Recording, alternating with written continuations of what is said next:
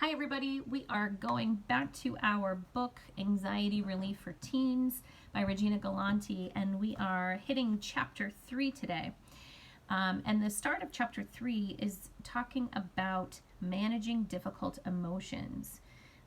So we're heading in from some different strategies like mindfulness, good nutrition, exercise, and sleep. And we're heading into ways that we can begin to deal with some of the emotions that come based on the stressful situations we find ourselves in. So, negative emotions can be difficult to tease apart. You might know that you're feeling bad, but you might not be able to identify if you're annoyed, angry, sad, or anxious. Sometimes they all kind of blend into one, right? This experience is totally normal. It can be hard to distinguish or tell the difference between challenging emotions because they often impact and play off of each other. So this chapter will focus on anger, sadness, and depression. It will offer practical tools for accepting these challenging emotions and strategies for when you feel stuck in that negativity. So one of the important things that we've learned from this book so far is everything seems to play off of each other. Everything plays a role in how we experience the stressors that we encounter in life and how we react to them.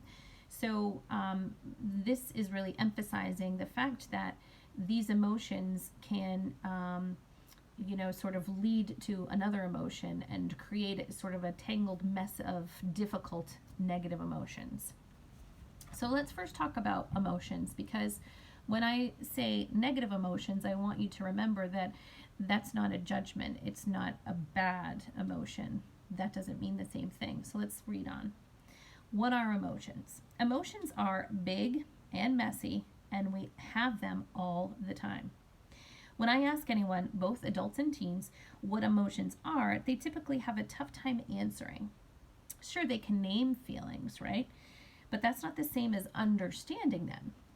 Any emotion, positive or negative, can be broken down into that thought, sensation, behavior triangle that we talk about with the cognitive behavioral therapy model. So remember, we have thoughts, we have physical sensations, things we feel in our body, and we have behaviors, how we act on those things. So no emotion is bad because each emotion has a purpose. It gives us information so we can make decisions about how to seek safety. Each emotion is connected to an action, and that action is somehow adaptive. That is, it's a reaction to what we are feeling.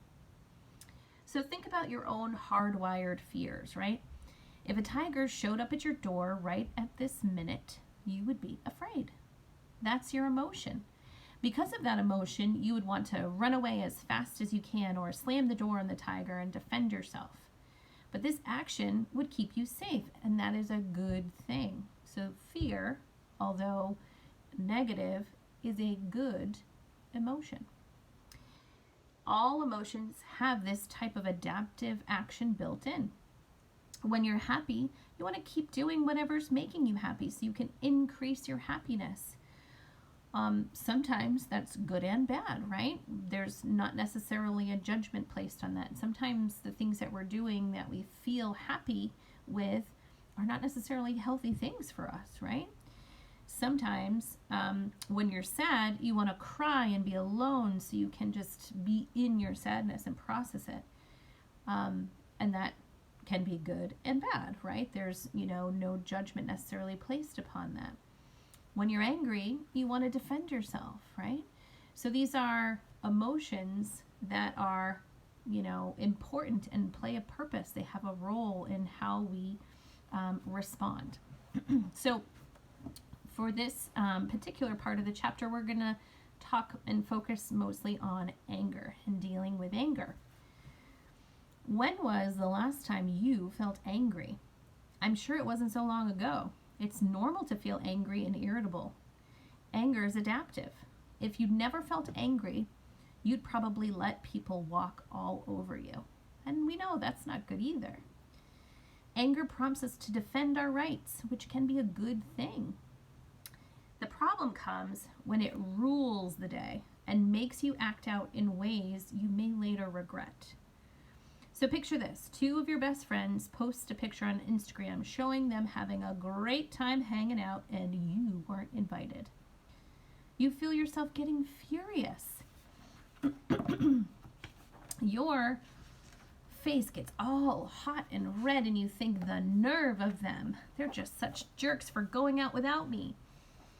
You text them and curse them out in all caps about how selfish they are. You find out later that they did invite you and you just missed the message. You're not sure how to take back what you said. So anger is normal. It's not good or bad. But the way you act on it can have consequences. You can't take back angry texts, undo aggression, or make a teacher forget that you cursed at them for not giving you an extension. It's important to figure out when it's productive to act on your anger, like standing up for your rights or the rights of others, and when it will just get you into trouble. It's tempting to argue that anger is something you can't control. We hear that a lot, right? I just was angry. I couldn't control my behavior. But that's beside the point. You're right that you can't switch your feelings on and off. You can't control whether or not the anger pops up. However, just because you feel angry doesn't mean you need to act on your anger. Okay? So you are in control of the action. All right? So not necessarily the feeling. That's normal, natural, it happens. We all have triggers that, make us angry. But we don't have to act on the anger. Okay? So it can be helpful to figure out what triggers your anger so you can prepare yourself for situations that might get you angry. So your job is to now check on the Google Classroom to find out and fill out the survey on finding the root of your anger. So sometimes where those triggers might come from.